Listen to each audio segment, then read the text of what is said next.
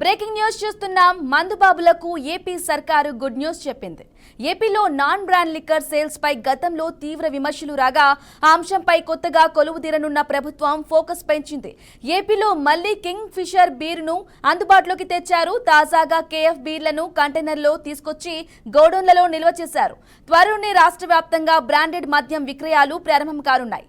YCP పవర్లోకి రాగానే branded మద్యం స్థానంలో గుర్తింపు లేని మద్యం అమ్మకాలను ప్రోత్సహించింది. ఇది పెద్ద స్కామ్ అంటూ గతంలో తెలుగుదేశం పార్టీ తీవ్ర ఆరోపణలు చేసింది.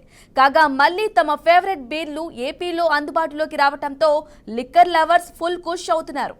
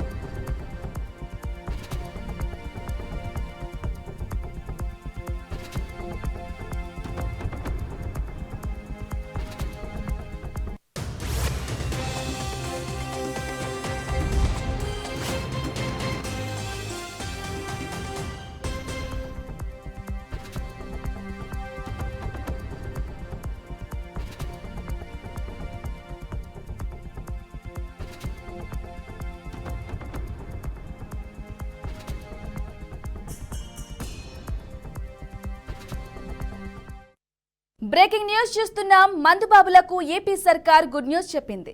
ఏపీలో నాన్ బ్రాండ్ లిక్కర్ సేల్స్ పై గతంలో తీవ్ర విమర్శలు రాగా ఆ అంశంపై కొత్తగా కొలువుదీరనున్న ప్రభుత్వం ఫోకస్ పెంచింది.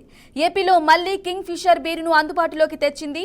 తాజాగా కేఎఫ్ బీర్లను కంటైనర్లో తీసుకొచ్చి గోడౌన్లలో నిల్వ చేశారు. త్వరలోనే రాష్ట్ర వ్యాప్తంగా బ్రాండెడ్ మద్యం విక్రయాలు ప్రారంభం కానున్నాయి.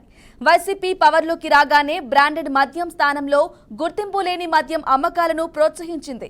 ఇది పెద్ద స్కామ్ అంటూ గతంలో తెలుగుదేశం పార్టీ తీవ్ర ఆరోపణలు చేసింది. కాగా మళ్లీ తమ ఫేవరెట్ బీర్లు ఏపీలో అందుబాటులోకి రావడంతో లిక్కర్ లవర్స్ ఫుల్ ఖుష్ అవుతున్నారు.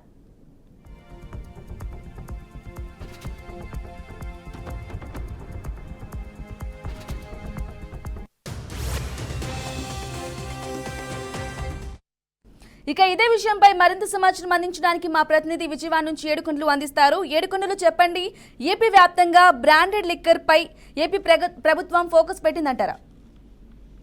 బ్రాహ్మణి, ఆంధ్రప్రదేశ్ లో ఇప్పుడు ప్రస్తుతానికి నాన్ బ్రాండెడ్ లిక్కర్ ను నిలుపుదల చేస్తూ బ్రాండెడ్ లిక్కర్ ను ఇప్పటికే అందుబాటులో తీసుకొచ్చింది. అయితే ఈ నేపథ్యంలో ఏదో దేశంలోని పాపులర్ బ్రాండ్స్ ఉన్నటువంటి పలు కంపెనీలకు సంబంధించినటువంటి బీర్లతో పాటు ఇతర మద్యం కూడా బాటిల్స్ ఇప్పటికే కంటైనర్లు ఆంధ్రప్రదేశ్ చేరుకున్నాయని చెప్పి తెలుస్తుంది. అయితే రాష్ట్రంలో లిక్కర్ పాలసీ పైన చంద్రబాబు నాయుడు బాధ్యతలు చేపట్టిన తర్వాత 14వ తారీఖున దీనిపైన మరొకసారి రివ్యూ చేసే అవకాశాలు ఉన్నాయి. అయితే జగన్ అధికారంలోకి వచ్చిన వెంటనే ప్రైవేటు మద్యం దుకాణాలను రద్దు చేసి ప్రభుత్వమే సొంతంగా మద్యం దుకాణాలను ఏర్పాటు చేసింది.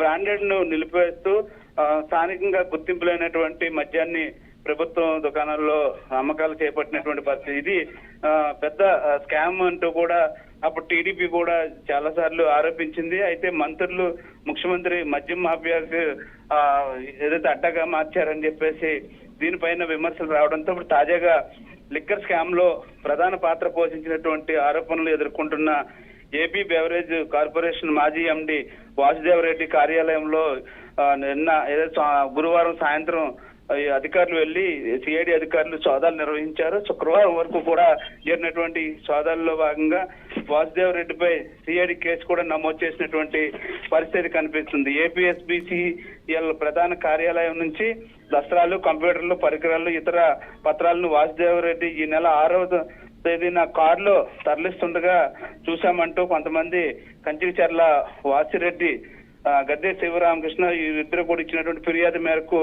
కేసు నమోదు చేయడం జరిగింది. Right Yedukondalu, thank you for the updates.